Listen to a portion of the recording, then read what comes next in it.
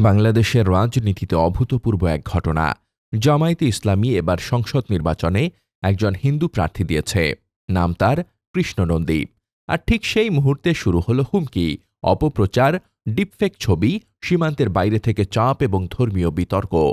কিন্তু সবচেয়ে বড় প্রশ্ন হল, ইসলামী শাসনে অমুসলিম নেতৃত্ব কি ইতিহাসে নতুন কিছু, নাকি সমালোচকরা ইচ্ছা করেই জামায়াতের বিরুদ্ধে এই বিতর্ক উস্কে দিচ্ছেন? প্রথমে যেটি হল, কৃষ্ণ নন্দীর পাশে নারী, সামনে মদের বোতল দিয়ে ছবি ভাইরাল করা হলো।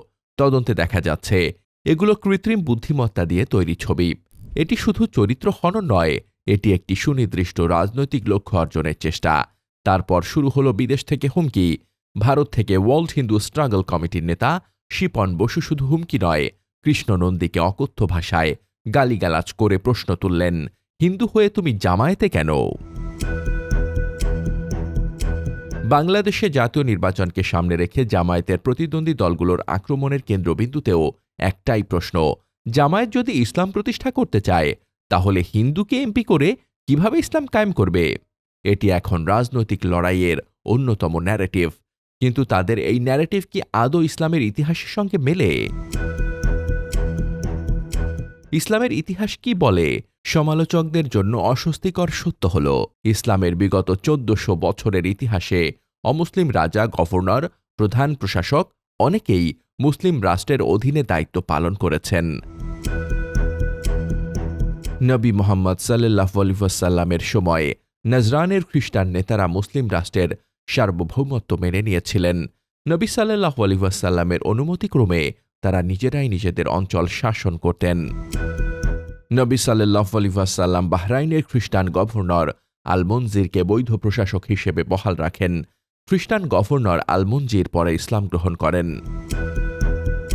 খলিফা উমর রাদিয়াল্লাহু তাআলা আনহু মুসলিম হিসেবে জেরুজালেমের সার্বিক দায়িত্ব নিলেও ধর্মীয় ও সামাজিক নেতৃত্ব খ্রিস্টান প্যাট্রিয়ার্ক সফরোনিয়াসের হাতে বহাল রাখেন। তার খিলাফতের সময় মুসলিমরা মিশর বিজয় করলেও বহু কপটি খ্রিস্টান উচ্চ পদে বহাল থাকেন। তার সময়ে আর্মেনিয়া জয় হলে খ্রিস্টান রাজারা মুসলিম রাষ্ট্রকে কর দিত, কিন্তু খ্রিস্টানরা স্বায়ত্তশাসিত জিম্মি রাজা হিসেবে নিজেদের রাজত্ব নিজেরাই চালাত। নুবিয়া বা সুদান বিজয়ের পর খ্রিস্টান রাজারা মুসলিম সাম্রাজ্যের সঙ্গে শত বছরের কর চুক্তিতে রাজত্ব চালিয়েছে। পাক ভারত উপমহাদেশের সিন্ধু বিজয়ের পর মোহাম্মদ বিন কাসেম বহু হিন্দু প্রশাসককে তাদের দায়িত্বে বহাল রাখেন। সে ধারাবাহিকতা বজায় থাকে শত শত বছর। আল আন্দালুস বা স্পেন বিজয়ের পর মুসলিম আমিরদের অধীনে খ্রিস্টান কাউন্টার শত শত বছর ধরে স্থানীয় প্রশাসন পরিচালনা করতেন। প্রশ্ন উঠতে পারে, ইসলাম বিজয়ী শক্তি হওয়ার পরও কেন অমুসলিম নেতৃত্বকে গ্রহণ করেছিল?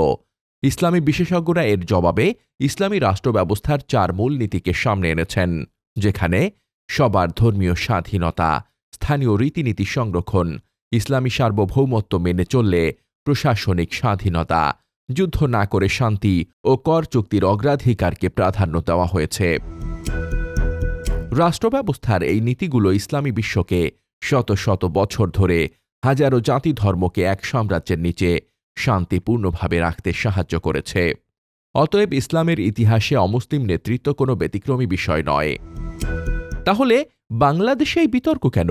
ইসলামের ইতিহাসে অমুসলিম নেতা থাকলেও বাংলাদেশে জামায়াত একজন হিন্দুকে প্রার্থী করায় কিছু মানুষ না জেনে অথবা রাজনৈতিক কারণে অপপ্রচার চালাচ্ছে। জামায়াতে ইসলামী হিন্দু ধর্মের কৃষ্ণ নন্দীকে সংসদ সদস্য প্রার্থী করেছে। এ নিয়ে রাজনৈতিক বিতর্ক হতে পারে, কিন্তু ইসলামের ইতিহাসের শিক্ষার আলোকে কৃষ্ণ নন্দীকে ছেঁটে ফেলাটা খুব কঠিন।